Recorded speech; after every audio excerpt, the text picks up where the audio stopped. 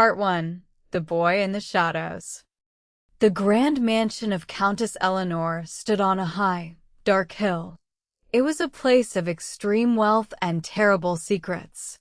Everyone in the town talked about the beautiful countess and her 3 perfect, older children. But nobody talked about her youngest son, Leo.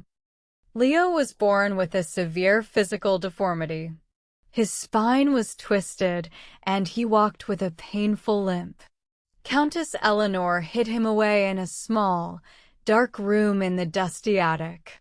She never allowed him to attend public events or meet wealthy guests. Once every year, a famous photographer came to take an official family portrait. The 3 older children stood proudly in the bright light. But Eleanor always ordered the photographer to place Leo in the deep shadows. She used a heavy black curtain to hide his deformed body completely. The townspeople whispered cruel rumors. They believed the countess was deeply ashamed of her ugly son. They thought she hated him because he ruined her perfect, beautiful image. Leo lived his entire short life surrounded by cold, silent darkness, hidden away like a dirty, shameful secret. One cold morning, the head maid opened the attic door to bring breakfast. She screamed loudly. Leo was lying perfectly still on his small bed.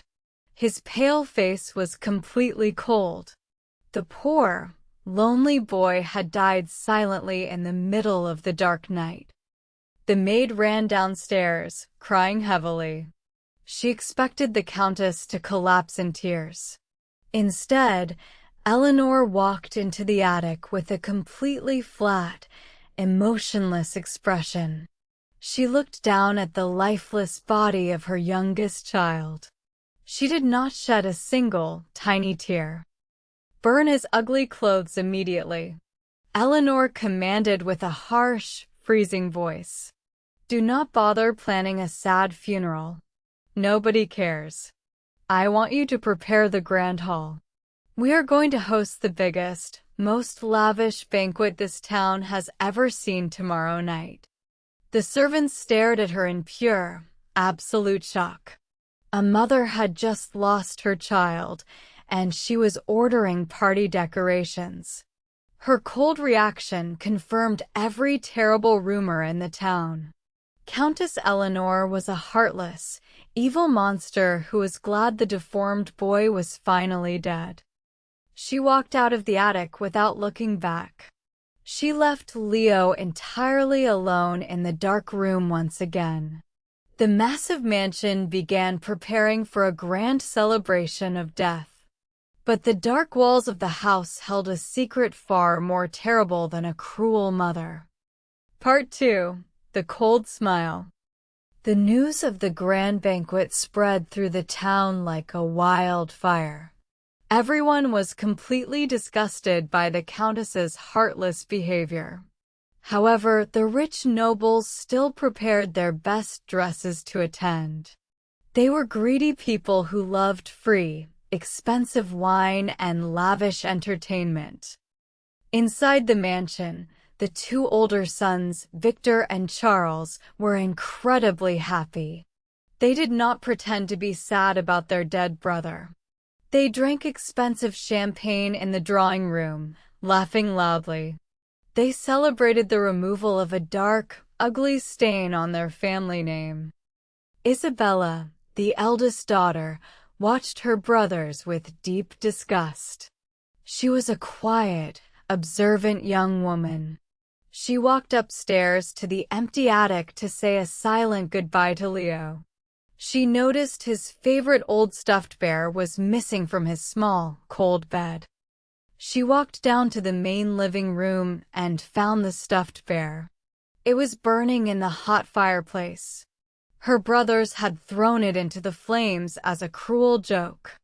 Isabella realized her family was truly filled with cold, evil monsters without a single heart. Isabella returned to the attic, feeling a heavy sadness. She wanted to clean Leo's room before the servants burned everything. She picked up a small, silver cup resting on his bedside table. It was the cup he used to drink his warm milk every single night. She brought the cup closer to her face. A strange, sharp smell hit her nose. It did not smell like normal milk or his usual medicine. It smelled exactly like bitter almonds. It was a sweet, heavy scent that made her stomach feel suddenly tight and nervous. She remembered reading a medical book in the family library. Bitter almonds were not a normal flavor for milk. It was the distinct, famous smell of a very specific, dangerous chemical.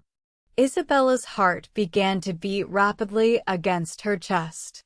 A terrifying suspicion grew in her mind. Leo did not die of a natural illness. He did not die because his deformed body finally failed. The sharp smell in the silver cup suggested a much darker, violent truth. Isabella wrapped the unwashed cup carefully in a clean cloth and hid it deep inside her dress pocket. She needed to know the absolute truth. She could not trust anyone in this massive, evil mansion. She decided to sneak out of the house through the back garden. She was going to find the old, trusted town doctor to examine the remaining drops of the strange, bitter milk. Part 3. The Poison Trail. Isabella ran through the cold woods to the small clinic in the town. The old doctor was a kind, silent man. She placed the silver cup on his wooden desk.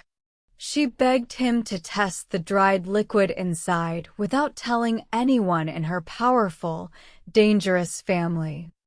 The doctor worked quickly in his small laboratory. When he returned, his face was completely pale. He locked the clinic door nervously. "Isabella," he whispered, his voice shaking with fear. "Your brother did not die a natural death. This cup contains a massive, fatal dose of poison. It is a rare extract from the white nightshade flower." The doctor explained quietly. "It is a slow, agonizing poison. It destroys the internal organs over many weeks. The bitter almond smell is the only clue. Whoever did this wanted him to suffer slowly before he died." Isabella felt a cold chill freeze her blood. She knew exactly where the white nightshade flower grew. Her oldest brother, Victor, was obsessed with exotic botany.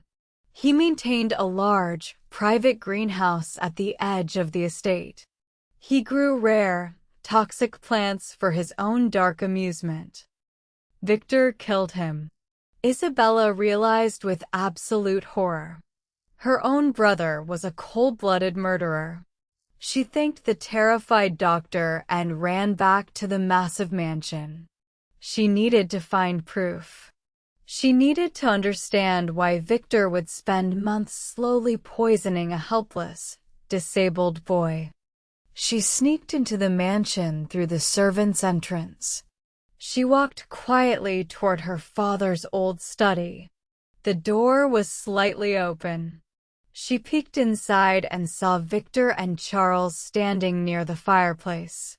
They were throwing thick, official legal documents directly into the hot, burning flames. "We need to burn all the old copies," Victor said with a cruel, satisfied smile. "The new lawyer arrives tomorrow morning." Charles nodded, tossing another paper into the fire. "The little freak is finally gone. The entire estate belongs strictly to us now, just as it should be." Isabella watched the papers burn. She recognized the red wax seal on the documents. They were the original copies of their dead father's final will. The puzzle pieces suddenly clicked together in her terrified mind. Leo was not just an ugly secret.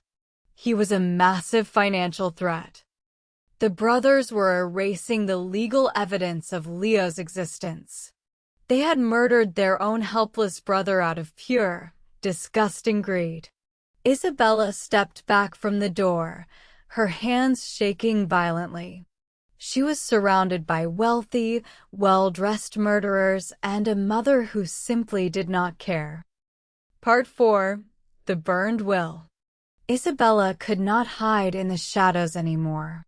A fierce, burning anger replaced her deep fear. She pushed the heavy wooden door open and walked directly into the study. Victor and Charles turned around, looking slightly surprised but completely unbothered. They did not fear their quiet sister. "I know what you did," Isabella said, her voice shaking but loud. "I know about the white nightshade poison in his milk. I know you murdered Leo for the inheritance." Victor did not look panicked. He simply smiled a slow, arrogant, and incredibly evil smile. "You always were a smart girl, Isabella." Victor chuckled, pouring himself a glass of expensive brandy.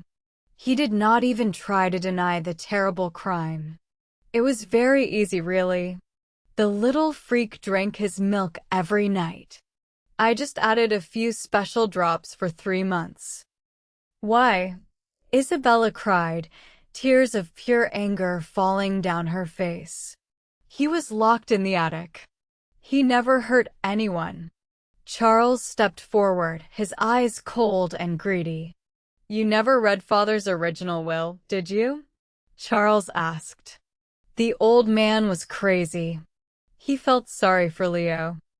The will stated that if Leo lived to his 16th birthday, he would inherit exactly 50% of the entire family fortune.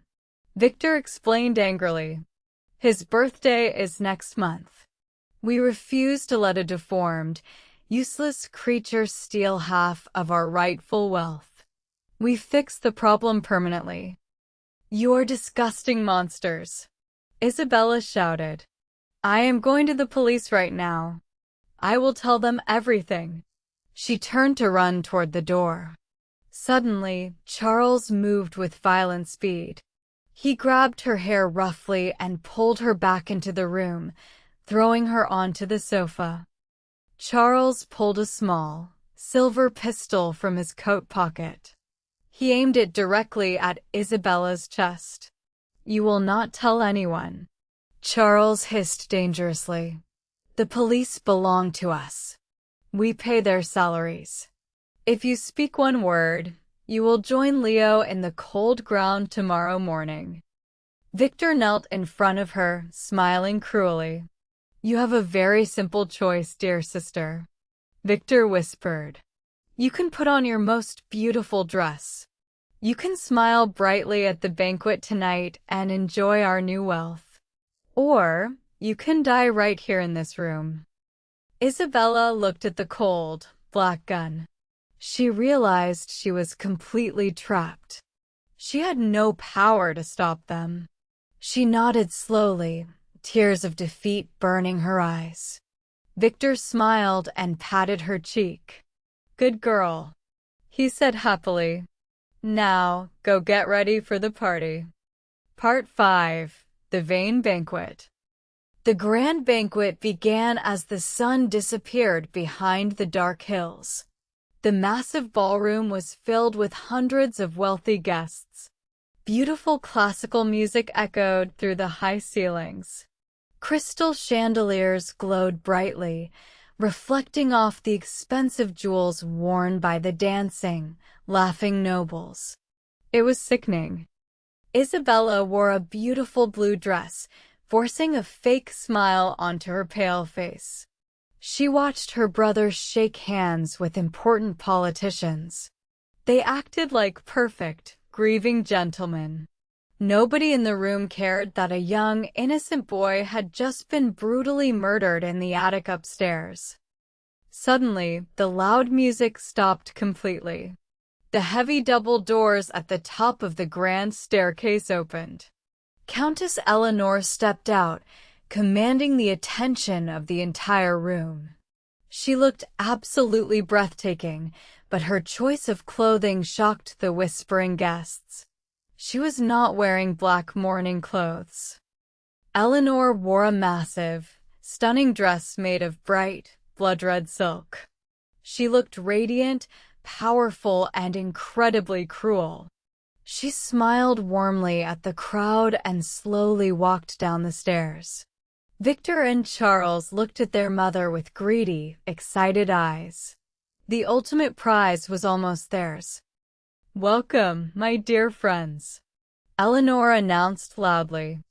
Her voice was steady and perfectly clear. "We are not here to mourn the past. We are here to celebrate a glorious, wealthy future. Tonight, I am officially handing the keys of the family estate to my two strong, perfect sons." The crowd clapped loudly, cheering for Victor and Charles. The two murderers smiled proudly, believing they had completely won the dark game. Isabella felt physically sick. She looked closely at her mother's bright red dress. The fabric looked strangely familiar. A terrible, shocking realization hit her mind. The deep red color of the silk dress was very specific. It was the exact same rare, crimson dye used to make Leo's favorite winter coat. Eleanor was wearing the color of her dead son's only treasure. It was a bizarre, disturbing detail that made Isabella's blood run completely cold. Why would a mother who hated her son wear a dress matching his favorite coat? Isabella watched Eleanor smile at Victor. The smile did not reach the Countess's cold eyes. Something was deeply, terrifyingly wrong with this entire celebration. The red dress was not a fashion choice. It was a message. Isabella realized that she did not truly know her mother at all. The cold, heartless woman standing on the stage was hiding a massive, dark secret. Isabella quietly slipped away from the crowded ballroom. She needed to search her mother's private bedroom before the banquet officially ended. Part 6. The Secret Room. Isabella ran quietly up the grand staircase while the guests continued to dance. She reached her mother's private bedroom and pushed the heavy door open. The room was dark and smelled like expensive perfume. She grabbed a candle and began searching the walls for anything unusual. She noticed a slight gap behind a large wooden bookshelf. She pushed the heavy shelf hard. It swung open silently, revealing a hidden, narrow doorway. Isabella held her breath and stepped inside. She expected to find gold or secret financial documents. Instead, she found an absolute miracle. The hidden room was not a vault. It was a beautiful, brightly lit nursery. The walls were painted with bright, happy colors. The room was filled with expensive wooden toys, beautiful storybooks, and hundreds of colorful drawings. Every single drawing was signed with one name, Leo. Isabella walked further into the secret room, completely shocked. On a small desk, she found a thick, leather diary. She opened it with trembling hands. The pages were covered in messy handwriting and completely stained with heavy, dried tears. She began to read her mother's deepest, darkest thoughts. "My beautiful, perfect Leo," Eleanor wrote. "I love you more than life itself. But I know Victor and Charles want to kill you. They have tried to hurt you since you were a baby. I cannot trust anyone in this evil family. I must hide you away to keep you safe." Isabella cried silently as she read. Eleanor did not hide Leo out of shame. She hid him in the attic to protect him from his murderous brothers. She played the role of a cruel, heartless mother so Victor would think Leo was worthless and ignore him. It was a desperate shield. But the final page of the diary completely shattered Isabella's reality. "I found the poison in his milk days ago," Eleanor wrote, her ink bleeding with sorrow. "Victor used the slow poison. Leo is in terrible agony, and his organs are failing. The doctor says there is no cure now. If I take him to the hospital, Victor will just finish the job violently." Eleanor continued, "I cannot let my baby suffer this terrible pain anymore. Tonight, I gave him a peaceful, painless sleeping medicine. I sang him to sleep one last time. I let him die peacefully in my arms." Eleanor knew everything. She knew Victor killed him. She sacrificed her own soul to give Leo a painless death rather than let him suffer the slow poison. She did not cry this morning because her tears were already empty. She was a mother preparing for the ultimate, absolute revenge. Part 7. The Locked Doors. Isabella dropped the diary onto the desk. Her mind was spinning with pure, terrified shock. The cruel, heartless mother was actually the most loving, tragic protector in the world. And the grand banquet downstairs was not a celebration of new heirs. It was a carefully planned, deadly trap. Isabella ran out of the secret room and sprinted down the grand staircase. She had to stop the party before something terrible happened. When she reached the main floor, she noticed the heavy, oak doors of the grand ballroom were completely closed. She grabbed the golden handles and pulled with all her strength.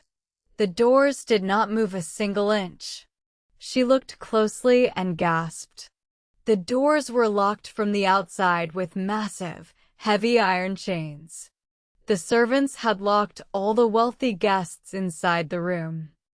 Isabella looked through the keyhole. The music was still playing loudly. Nobody inside realized they were completely trapped. Suddenly, the music stopped. Countess Eleanor stood on the high balcony overlooking the dance floor. Her red dress flowed behind her like a river of fresh blood. "My dear friends and family," Eleanor shouted, her voice echoing powerfully through the room. "It is time for the final toast of the evening. Please, everyone, take a glass from the silver trays. We must drink to the glorious future of our noble, perfect bloodline."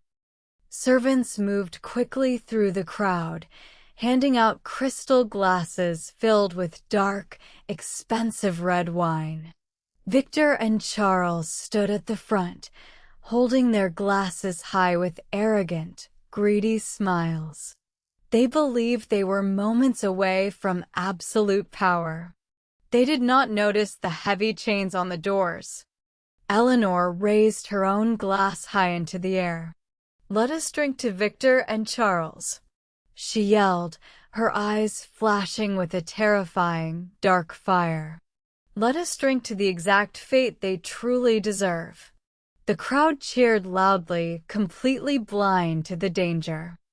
Isabella pounded her fists against the heavy wooden doors. "Stop. Do not drink it," she screamed at the top of her lungs. But the thick wood blocked her voice completely. The loud cheering inside drowned out her desperate warnings. She watched helplessly through the small keyhole. Every single person in the massive ballroom raised their crystal glasses. Victor and Charles smiled at their mother. Eleanor smiled back, a cold, deadly predator ready to strike. They all drank the dark red wine at the exact same moment. The trap was perfectly, flawlessly sprung. Part 8. The Crimson Wine. The guests swallowed the expensive red wine happily.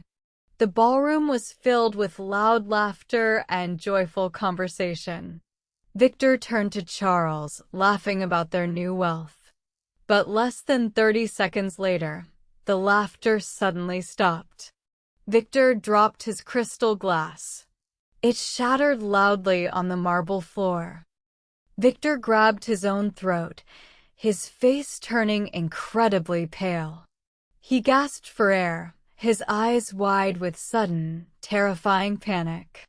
He stumbled forward and fell hard onto his knees. A thick stream of dark, black blood poured violently from his mouth onto his expensive white shirt. Charles screamed in horror, reaching out to help his brother. But Charles suddenly froze. He grabbed his own stomach, bending over in absolute agony. He vomited dark blood directly onto the dance floor. He collapsed next to Victor, shaking violently. The poison was acting with terrifying, brutal speed. Panic exploded in the ballroom. Wealthy lords and ladies screamed in pure terror.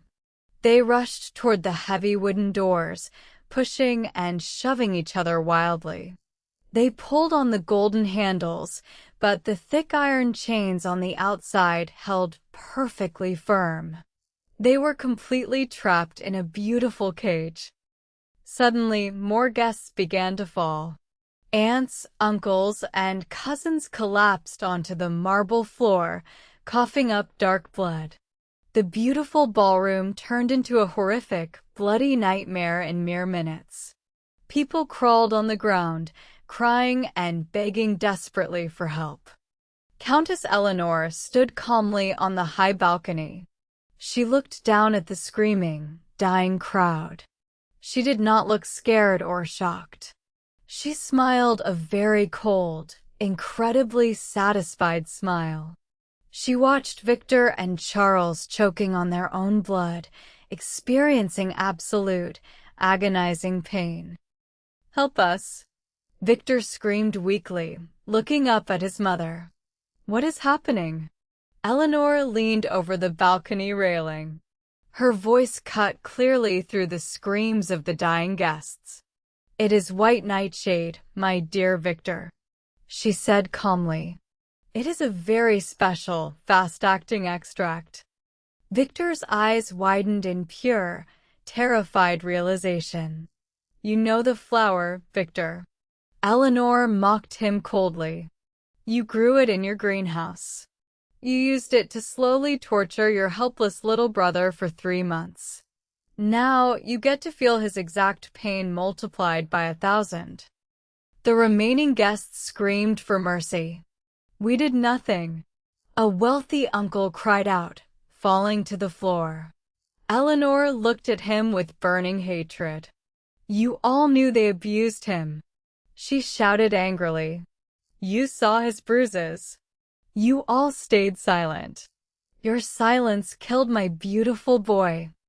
Part 9. The Mother's Confession. The grand ballroom was a scene of absolute, chaotic horror. Dozens of wealthy bodies lay on the expensive marble floor, twisting in deep agony. Victor and Charles were barely breathing, their greedy eyes filled with pure terror. The magnificent banquet had become a massive, brutal execution chamber. "Give us the antidote," Charles begged weakly, blood dripping from his chin. "Please, Mother. We will give you the money." Eleanor laughed a sharp, bitter laugh that echoed over the screams. "There is no antidote, Charles," she stated coldly. "This is not a party. This is Leo's real funeral." The guests who were still standing cried and prayed for a miracle. They banged their bloody hands against the locked doors. Isabella watched through the keyhole, crying silently. She realized her mother was wiping out the entire, corrupt bloodline to avenge one innocent, broken child. But as Isabella watched, she noticed something completely horrifying. Countess Eleanor was standing tall on the balcony, but she was swaying slightly. Suddenly, a thin line of dark, black blood leaked from the corner of Eleanor's beautiful mouth. She wiped it away with a calm, steady hand. Isabella gasped in pure shock. Eleanor had drank from her own glass during the toast. The Countess had intentionally poisoned herself. She never planned to survive this bloody night. She never planned to run away and enjoy the massive family fortune alone.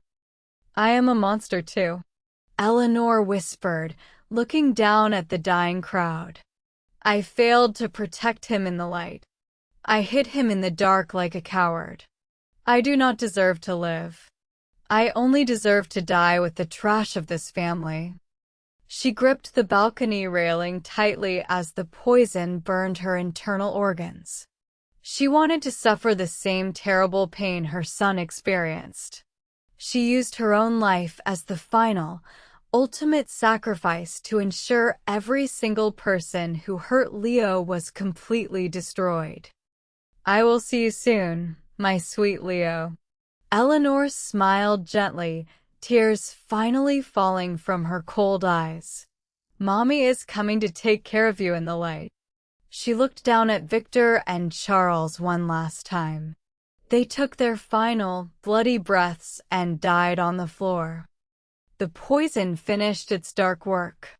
The screams in the ballroom slowly faded into quiet groans and then into absolute, heavy silence. The entire family, the greedy heirs, and the silent enablers were all dead. The bloody funeral was finally complete. The mother's vengeance was perfectly fulfilled. Part 10. The Late Tear. The grand mansion was completely, terrifyingly silent. Isabella stood outside the locked ballroom doors, her entire body shaking. A loyal servant quietly walked up behind her. He held a heavy metal key in his hand. He unlocked the iron chains and pulled the heavy wooden doors open. Isabella stepped slowly into the horrific room. It smelled like expensive wine and dark blood. Dead bodies in beautiful, colorful dresses covered the marble floor. She walked carefully past her dead brothers. She felt no sadness for them. They had received exactly what they deserved. She looked up at the balcony. Countess Eleanor had collapsed onto the top of the stairs. Isabella ran up the steps quickly. Her mother was lying on her back, barely breathing. The red silk dress looked like a dark pool of blood. Eleanor looked at Isabella with tired, peaceful eyes. Why didn't I die? Isabella asked, crying softly. I drank the tea you gave me this afternoon. Eleanor smiled a weak, trembling smile. I put the antidote in your tea hours ago. Eleanor whispered. The poison cannot hurt you now. You are perfectly safe, my smart girl. But why did you save me? Isabella asked, holding her mother's cold hand. Eleanor reached into her pocket with her last remaining strength. She pulled out a small, wrinkled piece of paper. It was a drawing Leo made. It showed Isabella handing him a small piece of candy. You were the only one in this cursed house who ever showed him a tiny piece of kindness. Eleanor explained, her voice fading rapidly. You treated him like a human. You did not look at him with disgust. You are the only one who deserves to live. Eleanor coughed softly. Take the estate, Isabella, she whispered. Use the money to build a place for children like him. Promise me you will not hide them in the dark. Bring them into the warm light. Isabella squeezed her mother's hand tightly. I promise you, Mother. I promise. Eleanor closed her eyes.